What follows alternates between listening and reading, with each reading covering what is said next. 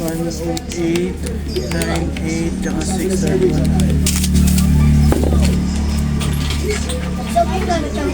Wait lang, be.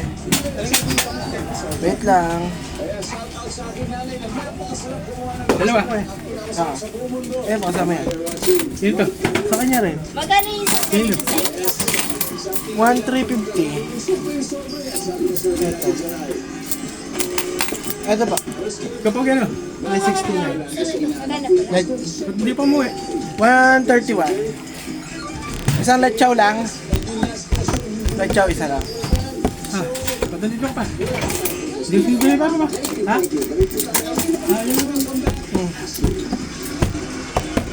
Yan. Ay. Yan.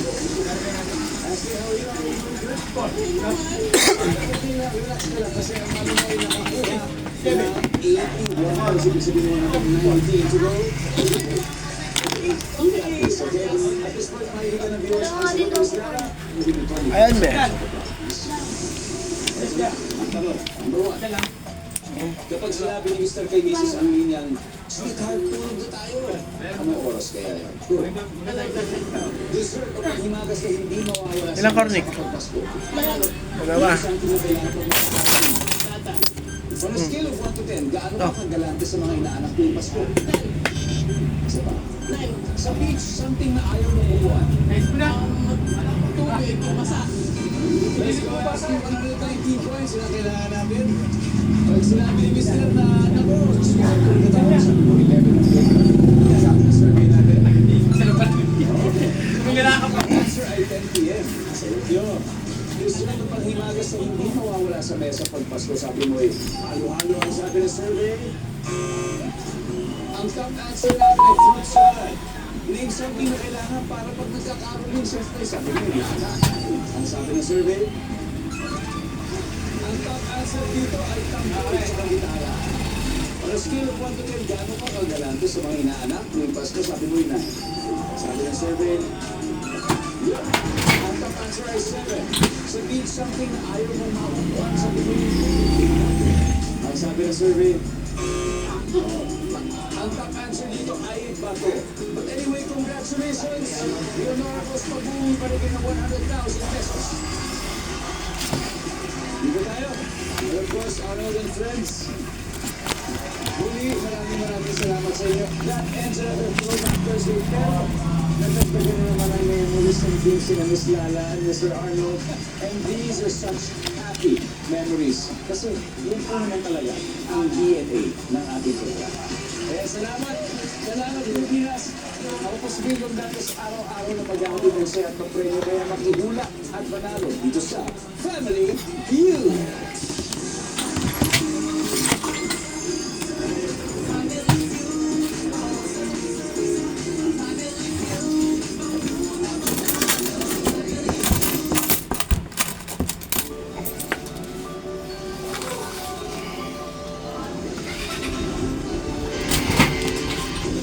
Ngunit sa final video, nanangablot at nanira sa panindang sampagitan ng Ay, no, no. sa harap ng mall, sipak sa trabaho. Posible pang may paglaba sa anti-child abuse law. Meron yan. 63 produkto kabilang ang sardinas, kape, Dahil nagsimula ng pagwawala ng bata. mamahal. Okay, break muna tayo. Ito, masarap to, lechaw. Yan. Bagong paninda, lechaw for only 10 pesos. Lechaw, lechaw. Ito siya. Oh. Check out lang sa link. Ayan, marami siya. Yan. Yan. Ito na lang, stock. Order, order na. Masarap to. Pangatlong order ko na to, masarap. Masarap siya. Lechaw. Taga-gobyerno sa Metro Manila, i-rekomenda ng MMDA sa Pangulo. Lechaw. Ang trafiko Sarap. 10 pesos lang. sa mass action ng Iglesia ni Cristo laban sa impeachment ni Vice Presidente Sara Duterte.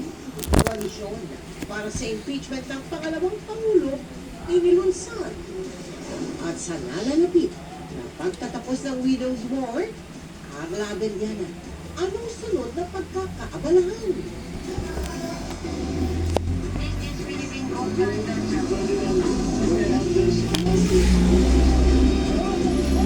mula sa GMA Network Center, ito ang Magandang gabi po, Luzon, Visayas at Mindanao. Pinaimbestigahan ng pulisya ang pagtabuhay ng guardia. Ilan? Sa labas ng isang mall sa Mandaluyong. Umami ng reaksyon ang viral na tagpo, lalo ang akang pagsipa at pagpigtas ng gwardiya sa sampagitan dalagang babae naka-student uniform. Pinapahanap na ng DSWD ang babae habang ang security guard sinibak sa trabaho. Nakatutok si Chino Pastor. Usap-usapan online na pag-upload na ito ng isang gwardiya sa mga panindang sampagita ng isang babae sa harap ng isang mall. Bago yan, nakaupo sa hagdan ng babae na tila bata at naka-uniforme pang estudyante. May kahon pa sa harap niya na may nakasulat na namamasko. Nilapitan siya at may sinabi ang gwardiya at itinuturo ang isa pang lalaking nagbebenta din ng sampagita. Pero kaya pa, in-upload na nga dito ang bulaklak at sinira. May akmang pagsipa pa ang gwardiya sa kanyang pananaboy. Ang babae naman inihampa sa gwardiya ang kung ano mang natira sa sampagita garland na hawak niya. Ang video kuha sa harap ng SM Mega Mall sa Mandaluyong. Wala nang mga sampagita vendor, pero di bababa sa apat na gwardiya ang nagbabantay sa labas.